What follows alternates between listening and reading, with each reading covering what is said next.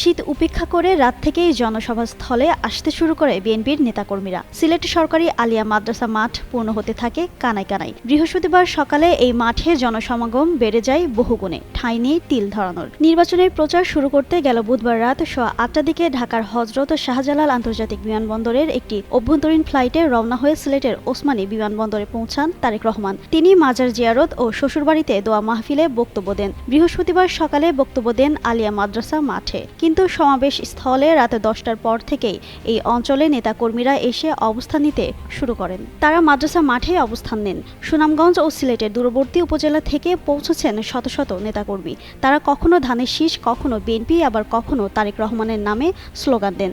আবার কেউ কেউ নিজ নিজ গ্রুপের সামনে বক্তব্য রাখেন। জেলা বিএনপির সাধারণ সম্পাদক ইমরান খান আহমেদ চৌধুরী জানিয়েছেন, মাঠে রাত কাটানোর জন্য শামিয়ানা টানিয়ে ব্যবস্থা করা হয়। শীত উপেক্ষা করে নেতাকর্মীরা 8 থেকে 10 ঘন্টা আগে মাঠে অবস্থান নেন। এটা বিএনপির প্রতি তাদের ভালোবাসা।